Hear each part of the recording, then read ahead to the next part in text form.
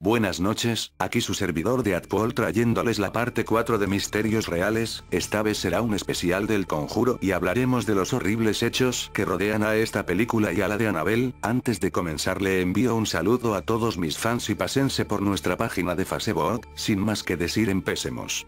Atención, no nos hacemos responsables de lo que pueda suceder, esperamos ser de su agrado y hacerles saber esta historia, por lo tanto este video no contiene screamers para que puedan disfrutar tranquilos. El Conjuro, estrenada en el año 2013, es la película en donde nos narran los sucesos ocurridos a la familia Parron y a los Warren. Cabe destacar que todo lo que se ve en la película es real, si bien algunas escenas fueron exageradas, son todas reales, e incluso la escena del tirón de cabello. Ahora pasemos a los verdaderos hechos que sucedieron. La película se hace sentir como un hecho real del que sí existen pruebas. La familia Perron vivió en esa granja y los Warren sí son investigadores paranormales que fueron a hacer una investigación a esa propiedad durante la década de los 70. En 1971, Roger y Carolyn Perron se mudaron a una granja colonial en Harrisville, con sus 5 hijas, e inmediatamente empezaron a vivir experiencias sobrenaturales. Invitaron a los Warren a investigar, dando pie a lo que se desarrolla durante la película. La familia vivió durante 9 años en esa casa. Andrea, la mayor de las hijas, escribió el libro, House of Darkness, House of Light, en el cual se narra la historia y todo lo que ellos vivieron. Según la familia, el fenómeno más escalofriante era una presencia que tenía la costumbre de tocar a la puerta de la casa por la noche, despertando a toda la familia. Los espíritus se manifestaban de distintas formas, a veces parecían opacos, a veces sólidos, y otras veces eran transparentes o con textura de niebla. Cindy, que era la más pequeña de las hermanas, cuenta que un espíritu habló con ella lo describe como estar dentro de una burbuja. Bathsheba es la bruja, o más bien el ente demoníaco, que quería el control sobre Carolyn, la madre, y estaba empeñada en sacarla de la casa, pues quería a Roger y a las 5 hijas. Según la leyenda local, Bathsheba era sospechosa de ser una bruja y fue acusada de sacrificar a un niño como una ofrenda al diablo. Más de 2 docenas de muertes misteriosas ocurrieron en la propiedad mientras ella vivía ahí. Bathsheba vivió una vida miserable y murió en extrañas circunstancias en 1885. A pesar del intento de Ed y Lorraine Warren de disipar los malos espíritus, ellos, a diferencia de en la película, terminaron haciendo más daño y nunca tuvieron éxito de liberar la casa de su horror. La familia se quedó en la propiedad durante 10 años antes de finalmente salir, siendo exorcizados y finalmente liberados de la terrible experiencia. Las familias todavía viven, y pueden dar testimonio de que lo que vivieron fue real. Además, asistieron al estreno de la película. En pocas palabras, la película es un reflejo bastante bien hecho a lo que pasó realmente. Ahora hablemos de esta diabólica muñeca que aún existe, y se encuentra en un museo. Annabelle es la muñeca y el juguete que pertenecía a una tradicional línea de productos infantiles conocidos como Ragged Ann, famosos entre las niñas de esa época. El personaje había sido creado por John Miguel en 1920 y se destacó en una exitosa saga literaria. A partir de 1935, sobresalió como uno de los productos infantiles más vendidos en los Estados Unidos, e incluso llegó a tener sus propios cortos animados a cargo de los legendarios estudios Fleischer, responsables de los primeros dibujos de Superman y Popeye. Para 1970 esta clase de muñecas no habían perdido su vigencia y seguían generando atracción en niñas y coleccionistas de juguetes. Donna era una estudiante de enfermería que vivía en una casa junto a Angie, una amiga que cursaba la misma carrera universitaria. Cuando cumplió 20 años, su madre le regaló una muñeca que tenía el tamaño real del cuerpo de un niño de 2 años. Sin embargo, el regalo que había recibido Donna resultó ser muy diferente. Donna solía decorar su cama con la muñeca y empezó a notar que cuando volvía de la universidad el juguete no se encontraba en la posición en la que lo había dejado.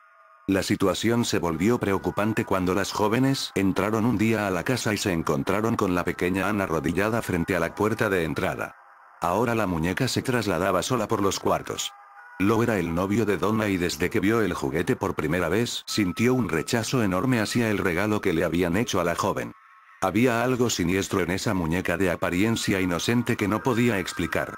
El tema pasó a ser más serio cuando las chicas empezaron a encontrar mensajes en la casa escritos con la letra de un niño en papeles de pergamino. Los mensajes eran siempre los mismos. Ayuda y ayuda a Lou.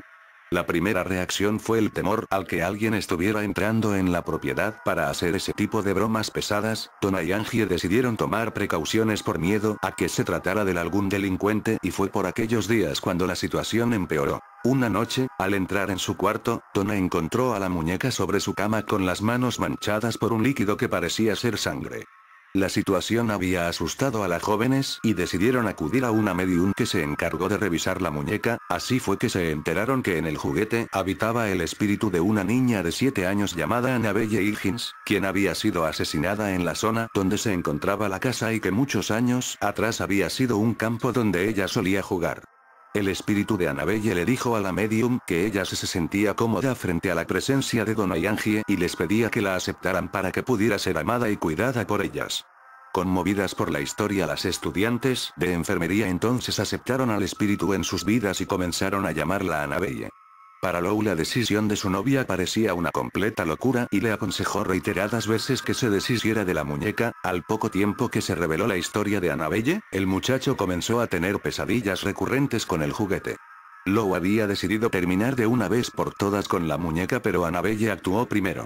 Un día, mientras los jóvenes se encontraban preparando los detalles de un viaje que iban a realizar, se escucharon ruidos en la casa como si algún intruso hubiera irrumpido en el lugar por la fuerza. Los ruidos provenían del cuarto de Donna. Lou entró en la habitación y descubrió que todo estaba en orden salvo por un detalle. Annabelle no estaba en la cama, sino que se encontraba sentada en una esquina de la habitación.